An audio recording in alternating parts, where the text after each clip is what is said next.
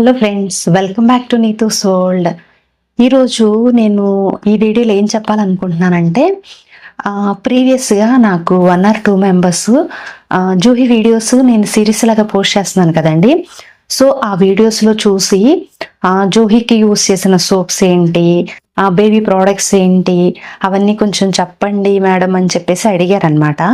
Especially కుస్మా నీకోసం నేను ఈ వీడియో చేస్తున్నాను అనమాట. నెక్స్ట్ బేబీ ఫుడ్ కూడా నేను ఈ వీడియోలోనే చెప్పేద్దాం అనుకుంటున్నానండి. అయితే జోహీకి నేను యూస్ చేసిన ఫస్ట్ మార్నింగ్ స్టార్టింగ్ డైపర్ కాబట్టి డైపర్ దగ్గర నుంచే చెప్తానండి. సో మార్నింగ్ టైంలో జోహీకి యూస్ చేసిన డైపర్స్ ఏంటంటే, మోస్ట్లీ డైపర్ సెలెక్షన్లో 2 పాయింట్స్ మెయిన్గా మన మైండ్లో పెట్టుకోవాలండి. ఒకటి, కెపాసిటీ బాగుండాలి, లీకేజ్ రాకుండా ఉండడం కోసం. రెండోది, మనకి బడ్జెట్లో వచ్చేయాలి. అట్లా 3-4 బ్రాండ్స్ ఉంటాయి కాబట్టి వాటిలో ఈ బ్రాండ్కి అయితే మనకి కెపాసిటీ బాగుంటుంది, నెక్స్ట్ బడ్జెట్ ఫ్రెండ్లీలో రావాలి. ఈ 2 పాయింట్లు మైండ్లో పెట్టుకుని సెలెక్ట్ చేసుకునే వాళ్ళం అండి. జోహీకి మోస్ట్లీ చిన్నప్పటి నుంచి అంటే దట్ మీన్స్ ఒక 1.5 year వచ్చేంత వరకు కూడా మామి పోకో ప్యాంట్స్ తీసుకునేవాళ్ళం అండి. ఇవేంటి అంటే కొంచెం హగ్గీస్తో కంపేర్ చేసుకుంటే ప్రైస్ రీజనబుల్గా ఉండేది, కెపాసిటీ కూడా బాగుండేది అనమాట. జోహీ హైట్ కాబట్టి జోహీకి వెయిట్ కన్నా కొంచెం ఎక్స్ట్రా ఉండేది తీసుకునేవాళ్ళం అండి. టైట్గా తీసుకున్నారనుకోండి, మనం డైపర్ వేసేటప్పుడే చిరిగిపోతుంది. సో అట్లా కాకుండా సరిపడా సైజులోనే, అంటే అంత లూజు కదా అంత టైట్ కదా అలా తీసుకుంటే గనక మనకి కొంచెం కెపాసిటీ ఎక్కువ వస్తుంది. నెక్స్ట్ దాంతో పాటుగా మనకి ఎక్కువ అవర్స్ యూస్ చేసుకునే ఛాన్స్ కూడా ఉంటుందన్నమాట. స్టార్టింగ్లో వచ్చేసి ఒక 3-4 months వరకు, 3-4 months కాదులండి, 6-7 months వరకు అనుకుంటా, జోహీకి diaper day time, morning time, night time అట్లా యూస్ చేసేవాళ్ళం. Just 3 months 3 months 3 diapers use చేసేవాళ్ళం. తర్వాత నుంచి ఏంటంటే ఓన్లీ నైట్ టైమే డైపర్ యూస్ చేయటం, డే టైంలో అసలు డైపర్ అనేది యూస్ చేయలేదండి. సో డైపర్ ఎక్కువ యూస్ చేయడం వల్ల బేబీకి ర్యాష్ కూడా వస్తుంది కాబట్టి సో అలా ప్రిఫర్ చేసేదాన్ని అనమాట నేను. నెక్స్ట్ వచ్చేసి ఇంకా డైపర్ అయిపోతే బాతింగ్ సోప్ ఏం యూస్ చేశారు అని చెప్పి అడిగారండి. సోపు అంటే ఇప్పుడు మనం యూస్ చేసే సోపు వల్ల బేబీస్ కలర్ రావటం అట్లా ఏమి ఉండదండి. పేరెంట్స్ ఏ కలర్ టోన్లో అయితే ఉంటారో, ఇప్పుడు పేరెంట్స్ కొంచెం చబ్బీగా ఉంటే కనుక పిల్లలకి అలాగే చబ్బీగా పుడతారు, థిన్గా ఉంటే కనుక థిన్గా పుడతారు అనమాట. సో అంతేగాని మనం యూస్ చేసే ప్రోడక్ట్స్ వలన కలర్ రావడం కానీ అట్లాంటిది ఏమీ ఉండదండి. కానీ సర్వసాధారణంగా పిల్లలందరూ కూడా బై బర్త్ ఏంటంటే వాళ్ళు కొంచెం బ్లాకిష్గా పుట్టొచ్చు, లేకపోతే బ్రౌన్ కలర్లో అలా పుట్టొచ్చండి. ఎందుకంటే మన స్టమక్లో ఉన్న ఆమ్నియాటిక్ ఫ్లూయిడ్, అదే ఉమ్మనీరు అంటారు కదా, అవి తాగడం వల్ల కానీ, లేకపోతే వాళ్ళు యూరిన్ అట్లా చేస్తారు కదా, దానివల్ల కానీ అలా ఉండొచ్చు పుట్టేటప్పుడు కొంచెం. బట్ 1 or 2 months అయిపోయిన తర్వాత ఆటోమేటిక్గా బేబీకి స్కిన్ టోన్ అనేది చేంజ్ అయిపోతుందండి. లేదు, కొంతమంది పిల్లలు స్టమక్లో ఉండంగా మంచి బ్రైట్ కలర్లో, పుట్టంగానే ఎల్లోష్ కలర్లో కనిపించవచ్చు, తర్వాత కలర్ చేంజ్ అవ్వచ్చు. సో ఈ కలర్ అనేది సోప్ని బేస్ చేసుకుని కలర్ అయితే రాదండి. నేను చెప్తున్నది పేరెంట్స్ యొక్క జీన్స్ బట్టి, వాళ్ళు బ్రౌనిష్లో ఉంటే బ్రౌన్ కలర్లో, లేకపోతే వైట్ అంటే వైట్ కలర్లో, పింకిష్ అయితే పింక్ కలర్లో పుడతారని నేను అనుకుంటున్నాను. జోహీ పుట్టినప్పుడు ఎలా ఉన్నాడనేది నేను పిక్ అయితే సైడ్ యాడ్ చేస్తాను, చూడండి ఏ కలర్లో ఉన్నాడనేది. సో పుట్టినప్పుడు చాలా డార్క్ కలర్లో అనిపించాడు. తర్వాత 2-3 months అయ్యేసరికి ఆటోమేటిక్గా కలర్ వచ్చేసాడు. అప్పుడు ఏమనుకుంటామంటే మనం యూస్ చేసిన సోపు వల్ల కలర్ వస్తున్నారేమో అనుకుంటాము. అది ఏం కాదండి, మన పేరెంట్స్ జీన్స్ వలన వాళ్ళకి కలర్ ఉంటే పిల్లలు కలర్ పుడతారు, లేదండి ఏ కలర్ ఉంటే అదే కలర్ పుడతారనమాట.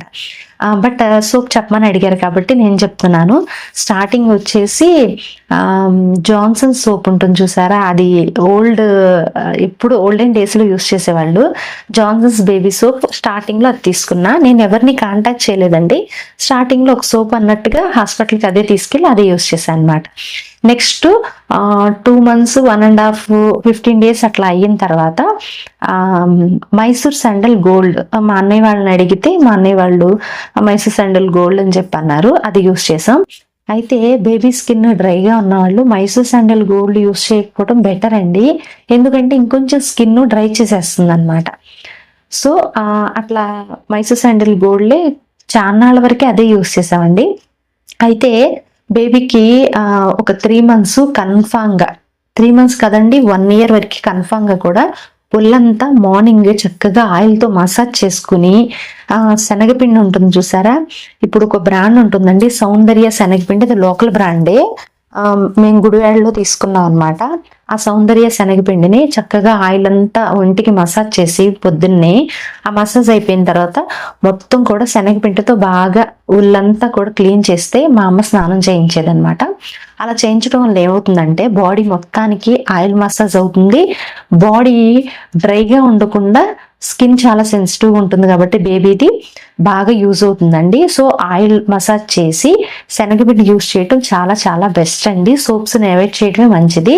బేబీ స్కిన్ చాలా సెన్సిటివ్గా ఉంటుంది కదా, సో అందుకని బేబీసే కాదండి మనమైనా కూడా మన స్కిన్కి సోప్స్ కన్నా కూడా శనగపిండిలో ఇంకా పెద్దవాళ్ళకైతే కొంచెం శనగపిండి, పచ్చిపాలు, కొంచెం పసుపు, ఒక చుక్క నిమ్మ చుక్క మొత్తం కలిపేసి పేస్ట్ లాగా ఫేస్కి అప్లై చేసుకున్నారనుకోండి, చక్కగా ఫేస్ అంతా కూడా తేమ ఉంటుంది, నెక్స్ట్ బ్రైట్గా కూడా ఉంటుందండి. అది అమ్మమ్మల కాలం నాటి నుంచి వచ్చినటువంటి టిప్పే, అది చాలా మంచిదన్నమాట. సో అలా ట్రై చేయొచ్చు. పిల్లలకి మాత్రం ఆయిల్ మసాజ్ శనగపిండితో వేడి నీళ్ళతో స్నానం చేయించే, అంటే మరీ వేడిగా కాదండి, గోరువెచ్చగా మన స్కిన్ తట్టుకోగలిగినంత గోరువెచ్చగా ఉండే వాటర్ పోయటం వల్ల వాళ్ళకి ఏంటి అంటే అలసటంతా తగ్గిపోయి స్నానం అయిపోగానే చక్కగా నిద్రపోతారనమాట. చిన్నపిల్లలు ఎంత బాగా నిద్రపోతే అంత బాగా నిద్రలోనే పెరుగుతారు అని చెప్పి అంటారు. సో అలా స్నానానికి అనమాట. అయితే స్టార్టింగ్ నుంచి కూడా హిమాలయ బేబీ ఆయిల్ ఉంటుంది కదా, అది యూస్ చేశానండి నేను. నెక్స్ట్ హిమాలయ పౌడర్ ఉంటుంది కదా, డస్టింగ్ పౌడరు, అదే యూస్ చేశానండి. బేబీ పౌడర్ కూడా హిమాలయ బేబీ పౌడరే యూస్ చేశానండి. మోస్ట్లీ బేబీకి సంబంధించిన ఆయిల్ కానీ, shampoo, next powder, dusting powder, ఈ 3 కూడా హిమాలయ ప్రోడక్ట్సే నేను యూస్ చేశానండి. స్టార్టింగ్ నుంచి 1.5 year వరకు హిమాలయ ప్రోడక్ట్స్ యూజ్ చేసాం. వేరే అదర్ బ్రాండ్స్ ఏం యూజ్ చేయాలా. ఇంకా డైపర్స్ వచ్చేసి మామీ పోకో ప్యాంట్స్ యూజ్ చేసాం అనమాట. సో ఇవండి సమ్ బేబీ ప్రోడక్ట్స్. అయితే ప్రతి బేబీకి కూడా మార్నింగ్ టైంలో ఒక 15 minutes అయినా కూడా ఎర్లీ మార్నింగ్ అంటే 6:30, 7:30 ఆ టైంలో సన్ ఉంటుంది కదా, సన్కి బేబీని ఎక్స్పోజ్ చేయడం వల్ల డి విటమిన్ అనేది ప్రొడ్యూస్ అయ్యి వాళ్ళకి ఇమ్యూనిటీ ఉంటుందన్నమాట. ఇంట్లోనే ఉంచకుండా మోస్ట్లీ సన్కి ఎంత బేబీస్ ఎక్స్పోజ్ అయితే వాళ్ళకి అంత ఇమ్యూనిటీ పెరుగుతుంది. త్వరగా ఏదన్నా వ్యాధులు వచ్చి అటాక్ అవటం, సిక్ అవటం అట్లాంటివన్నీ జరగదనమాట. ఎండలోకి తీసుకెళ్తే మా పిల్లలు నల్లగా అయిపోతారేమో, అట్లా ఏం భయపడాల్సిన అవసరం లేదండి. అసలు అలా వద్దు కూడా, ఆ కాన్సెప్టే వద్దు. అలా సన్లైట్గా ఎక్స్పోజ్ చేస్తేనే బేబీస్ అనేది మంచి స్ట్రాంగ్గా ఉంటారు. ఎలాంటి డిసీజ్ అయినా కూడా క్లియర్ చేసుకోగల ఇమ్యూనిటీ వాళ్ళకి వస్తుంది అనమాట. సో అది అలా బెంగళూరులో చల్లగా ఉంటుంది కాబట్టి మాకు డాక్టరే ఒక 10 minutes మార్నింగ్ ఈవినింగ్ బయటికి తీసుకెళ్ళమని చెప్పి అన్నారు సన్లైట్ దగ్గరికి. సో అలాగే చేసేవాళ్ళం అనమాట. బేబీ బాతింగ్ చెప్పేశాను, సోప్స్ చెప్పేశాను. ఇంకా నెక్స్ట్ బేబీకి ఏంటి అని అంటే మోస్ట్లీ బోర్ల పడతారు చూసారా, ఆ టైంలో కింద చాప వేసి అట్లా బోర్ల పడేలాగా స్పేషియస్ ప్లేస్ ఇవ్వటం చాలా బెస్ట్ అనమాట, బెడ్స్ మీద కాకుండా. ఇంకా coming to the baby food ఏం పెట్టారు అని చెప్పి కూడా అడిగారు కాబట్టి చెప్తున్నానండి. పాతకాలం నాటిదే అండి. నేను సెర్లాక్ పెట్టడానికి పెద్దగా ఇంట్రెస్ట్ చూపించను. నెక్స్ట్ ఫార్ములా మిల్క్ కూడా నాకు అస్సలు ఇష్టం ఉండదండి. మదరు 1.5 year వరకు బ్రెస్ట్ మిల్క్ ఇవ్వటమే చాలా మంచిది. బ్రెస్ట్ మిల్క్ ఇచ్చిన బేబీస్ స్ట్రాంగ్గా ఉంటారు, ఇమ్యూనిటీని కూడా ఎక్కువ ఇంప్రూవ్ అవుతుంది అనమాట. ఫార్ములా మిల్క్ తప్పని పరిస్థితుల్లో ఇవ్వడం అంతే తప్ప మోస్ట్లీ అసలు ఇవ్వకపోవడమే చాలా బెస్ట్ అండి. ఇంకా సెర్లాక్ ఉంటుంది కదా, అన్నప్రాసన 6 నెలలకి అన్నప్రాసన జరుగుతుంది. అన్నప్రాసన అయిన తర్వాత సెర్లాక్ అనేది ఇవ్వకపోవడం బెస్ట్ నా ఉద్దేశం ప్రకారం. సెర్లాక్లో ఏముంటుందండి, మిల్క్ పౌడర్ ఉంటుంది, కొంచెం ఏదో సెరియల్స్ పౌడర్ ఏదో కొంచెం యాడ్ చేసి షుగరు, అంతే ఉంటుంది. సో మనం ఏంటి అని అంటే అమ్మల కాలం నాటిది నేను ఫాలో అయ్యాను అనమాట. ఒక ఒక ఫుల్ గ్లాస్ తీసుకున్నాం అనుకోండి రైస్, ఒక ఫుల్ గ్లాస్ రైస్ తీసుకుని దాన్ని దోరగా వేయించేసుకుని పక్కన పెట్టేసుకోండి. నెక్స్ట్ ఒక గుప్పెడు మినప్పప్పు, జాగ్రత్తగా వినండి, ఒక గుప్పెడు మినప్పప్పు, ఒక గుప్పెడు పెసరపప్పు, ఇవన్నీ పొట్టుతో ఉండే చూసారా అవి తీసుకోండి. గుప్పెడు మినప్పప్పు, గుప్పెడు పెసరపప్పు, గుప్పెడు కందిపప్పు, గుప్పెడు ఎర్ర కందిపప్పు ఉంటుంది చూసారా అది కూడా ఒక గుప్పెడు తీసుకోండి. సో ఇప్పటికి 4 రకాలు తీసుకున్నాం కదా. నెక్స్ట్ వీటితో పాటుగా ఇంకా 4-5 జీడిపప్పు ఎక్కువ వేసుకోవద్దు. ఆల్మండ్స్ కొంచెం ఒక 10-11 అట్లా ఆల్మండ్స్ తీసుకోండి. నేనేం చేశానంటే ప్రెగ్నెన్సీలో ఉన్న టైంలో బేబీ బ్రెయిన్ డెవలప్ అవుతుందని చెప్పేసి రోజుకి ఒకటైనా వాల్నట్స్ తినమని అనేవాళ్ళు, లేదా డే బై డేనే తినమనేవాళ్ళు. సో నేను అది తినగా మిగిలిపోయి ఉంటే ఆ వాల్నట్స్ కూడా వీటిలో వేసేసాను అనమాట. మిగిలినవి ఆ వాల్నట్స్ వేసాను. ఆల్మండ్స్, జీడిపప్పు, మీ దగ్గర ఏమైనా పిస్తా లాంటివి ఉన్నాయి అవి కూడా యాడ్ చేసుకోండి.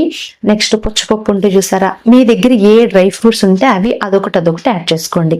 నెక్స్ట్ దీంతో పాటుగా బేబీకి డైజెషన్ బాగుండాలి కాబట్టి దాంట్లో కొంచెం వేయించిన జీలకర్ర ఒక స్పూన్ యాడ్ చేసుకోండి.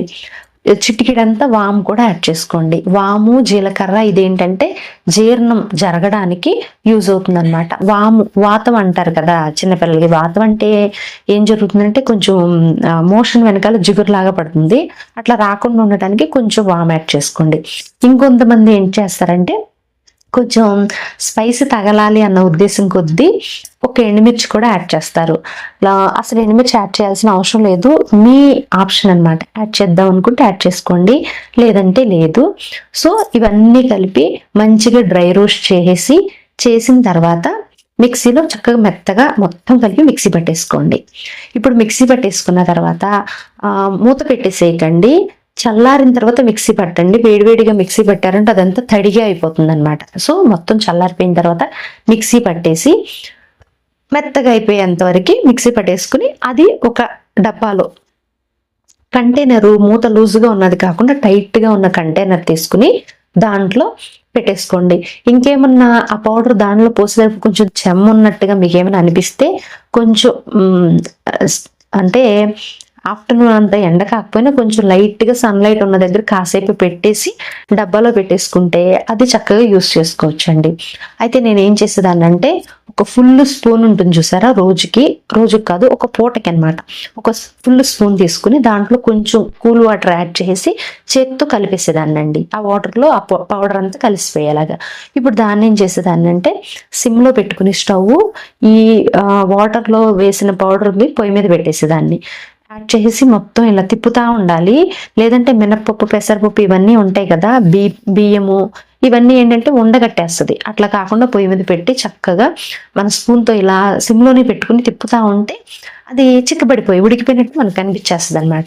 సో అప్పుడు వెంటనే దించేసి దాంట్లో ఒక స్పూను ఆవు నెయ్యి వేసుకోండి. చిన్నపిల్లలకి గేదె నెయ్యి కంటే ఆవు నెయ్యి చాలా మంచిది. ఎందుకంటే ఈ రెండింటితో కంపేర్ చేస్తే ఆవు నెయ్యి డైజెషన్కి కొంచెం టైం తీసుకుంటుంది, గేదె నెయ్యి అయితే ఈజీగా డైజెస్ట్ అవుతుంది అనమాట. ఆవు నెయ్యి దొరకకపోతే గేదె నెయ్యి యూస్ చేసుకోండి, పర్వాలేదండి. బెంగళూరులో అయితే దొరుకుతుంది, మనకు ఆంధ్రాలో ఎక్కువ ఆవు నెయ్యి పెద్దగా దొరకదు కాబట్టి ఏదైనా పర్లా కొంచెం నెయ్యి యాడ్ చేసుకోండి. మీరు కావాలి అంటే కొంచెం సాల్ట్ కూడా దాంట్లో యాడ్ చేసుకోండి, లేదా అలా పెట్టేసినా పర్వాలేదండి. 1 year వరకు సాల్ట్ స్పైస్ తగలకపోయినా ఏం ప్రాబ్లం లేదు. చప్పగా ఉందని మన మనసు కనిపిస్తే కొంచెం సాల్ట్ యాడ్ చేసినా పర్వాలేదండి. కొంచెం సాల్ట్ యాడ్ చేసుకుని ఇప్పుడు అది స్పూన్తో బేబీకి పెడితే చక్కగా టేస్టీగా ఉంటుంది. అయితే పిల్లలకి ఏది పెట్టినా ఫస్ట్ మీరు ఒకసారి టేస్ట్ చేయండి. మీరు ఫస్ట్ టేస్ట్ చేసి బాగానే ఉంది అనుకున్న తర్వాత పిల్లలకి పెట్టండి, ఏది పెట్టినా సరే. ఇప్పుడు నేను చెప్పింది పెద్దవాళ్ళు ఏమంటారంటే దీన్ని గుజ్జనగూడు అని చెప్పి అంటారనమాట. ఈ గుజ్జనగూడు అనేది మనం బేబీకి 13 నెలలు అంటే ఫస్ట్ బర్డ్ అయ్యిన ఒక 2 months వరకు కూడా హ్యాపీగా 13 ఏంటండి 15 నెలల వరకు పెట్టుకోవచ్చు అనమాట. ఇది మంచి ఫుడ్ అండి. దీంట్లో అన్ని రకాల ప్రోటీన్స్ ఉంటాయి అన్నమాట. అన్ని పప్పులే కదండి, ప్రోటీన్స్ ఉంటాయి, రైస్ వెళ్ళాలి, కార్బోహైడ్రేట్స్ ఉంటాయి, నెక్స్ట్ డ్రై ఫ్రూట్స్ కూడా యాడ్ చేస్తున్నాం. చక్కగా మంచి ఫుడ్ అనమాట. దీనికన్నా బెటర్ ఫుడ్ ఇంకోటి ఏది ఉండదన్నమాట. పిల్లలకి చక్కగా నెయ్యి కూడా వేస్తున్నాం కాబట్టి టేస్ట్ ఉంటుంది, చాలా బాగుంటుంది. సో జోహికి నేను ఇదే పెట్టేదాన్ని అండి, ఇది తప్ప వేరేది ఏది పెట్టేదాన్ని కాదు. అయితే ఇప్పుడు 9 months 8 months 10 మంత్స్ వచ్చే టైంకి ఏం చేశానంటే ఇప్పుడు ఏంటంటే ఆఫ్టర్నూన్ టైంలో ఇది పెట్టేదాన్ని. మార్నింగ్ ఏంటంటే ఇడ్లీలో కొంచెం పాలు పోసేసి పెట్టేదాన్ని అనమాట. ఏదైనా డ్రైగా ఉంటే వాళ్ళకి గొంతు దిగదు కాబట్టి ఈ ఇడ్లీలో కొంచెం పాలు పోస్తే వాళ్ళకి ఈజీగా గొంతు దిగుతుంది. అట్లా బ్రేక్ఫాస్ట్ ఇడ్లీ పెట్టేదాన్ని. దోశ లాంటివి ఎలాగో పెట్టేదాన్ని కాదండి. ఆఫ్టర్నూన్ ఏమో ఇలా గుజ్జునుగుడు పెట్టేదాన్ని. నైట్ 7-7:30 ఆ టైంకి ఇలా పెట్టేదాన్ని అనమాట. మళ్ళీ ఇంకా మధ్యలో 4-5 ఆ టైంకి ఉంది కదా, అయితే క్యారెట్ని కొంచెం ఇప్పుడు చిలకడ దుంపలు ఎట్లా స్టీమ్ చేసి ఉడకబెడతాం అట్లా ఒక చిన్న ముక్క చిలకడ దుంప, క్యారెట్ ఈ 2 కలిపి స్టీమ్ చేసేదాన్ని. స్టీమ్ చేసి నెక్స్ట్ మిక్సీలో ఒక పల్స్ ఇచ్చేస్తే మెత్తగా అయిపోద్ది. దాంట్లో కొంచెం నెయ్యి వేసి అట్లా 4-5 ఆ టైంకి క్యారెట్ను స్వీట్ పొటాటో కలిపి పెట్టేదాన్ని అండి. అట్లా మెత్తగా అయ్యేయన్ని పెట్టేదాన్ని. ఇంకా మెత్తగా ఉన్న ఫ్రూట్స్ ఉంటాయి చూసారా, ఆ ఫ్రూట్స్ చేతితో ఇట్లా చెదిపేసి సపోటా కానీ మీ ఇష్టం ఏదైనా పర్వాలేదు, సమ్ మెత్తగా అయిపోయే ఫ్రూట్స్ ఏయైనా, బనానా చక్కెరకేడి బాగా పెట్టేదాన్ని అనమాట జోహికి. సో ఇట్లా ఫుడ్ ఫ్రూట్స్ ఇట్లా పెట్టుకుంటా వెళ్ళొచ్చండి. 1.5 year 2 years వరకు బేబీస్కి నాన్ వెజ్ పెట్టకపోవటమే మంచిదండి నన్ను అడిగితే.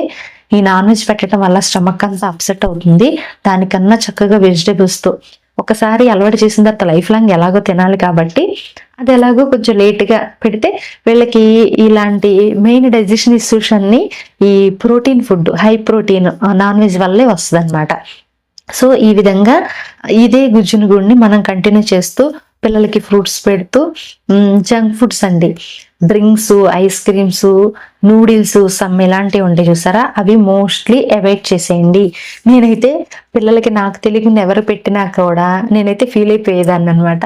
అవన్నీ పెట్టేస్తున్నారు, స్టమక్ ఇష్యూ ఇచ్చేస్తుంది అని అలా అనిపించేది. ఇష్టపడేదాన్ని కాదండి అలాంటి ఫుడ్. కూల్ డ్రింక్స్, థమ్స్అప్లు ఇలాంటివి అస్సలు వద్దండి పిల్లలకి. అవి ఒక టాక్ కూడా వచ్చింది కదా, ఫారిన్ కంట్రీస్లో వాటిని టాయిలెట్స్లో యూస్ చేసేవాళ్ళు అని చెప్పేసి. కేఫిన్ ఉంటుంది, సో అస్సలు మంచిది కాదండి. పెద్దవాళ్ళకైనా మంచిది కాదు, బేబీస్ కాబట్టి వాళ్ళకి అస్సలు మంచిది కాదండి. కూల్ డ్రింక్స్ మాత్రం అస్సలు అవాయిడ్ చేసేయండి. ఐస్ క్రీమ్స్ కూడా వద్దండి, కోల్డ్ వచ్చేస్తుంది అన్నమాట పిల్లలకి. ఇంకా జాంకాయ తింటే కోల్డ్ వస్తుంది. ఇలాంటి ఫ్రూట్స్ విషయంలో మాత్రం ఏం ఆలోచించాల్సిన అవసరం లేదు. ఈవినింగ్ టైంలో తినకుండా ఆఫ్టర్నూన్ టైంలో ఎండున్న టైంలో పెట్టండి. అప్పుడు ప్రాబ్లం ఉంటుంది, సన్లైట్ ఉంటుంది కాబట్టి ఏమీ ప్రాబ్లం ఉండదు, హ్యాపీగా ఉంటుంది. ఇంకా పోతే వాటర్ ఏంటంటే కొంచెం హాట్ వాటర్ వేడి చేసి గోరువెచ్చగా ఉంటాయి చూసారా, ఆ వాటర్ తాగించండి. చక్కగా ఎలాంటి జలుబులు రాకుండా ఉంటాయి, హ్యాపీగా హెల్తీగా పెరుగుతారనమాట. ఓకే అండి, మీకు గనక ఈ టాపిక్ నచ్చింది అనుకుంటే ప్లీజ్ లైక్ చేయండి. మీకు ఇంకేమైనా డౌట్స్ ఉన్నాయి నేను చెప్పమని అడిగితే నాకు తెలిస్తే చెప్తాను. కామెంట్ సెక్షన్లో కామెంట్ చేయండి. కొత్త వాళ్ళు ఎవరైనా చూస్తున్నట్లయితే ప్లీజ్ సబ్స్క్రైబ్ చేసుకోండి. Thank you for watching. Bye. మరొక కొత్త వీడియోతో మళ్ళీ కలుద్దాం. Until then bye, take care.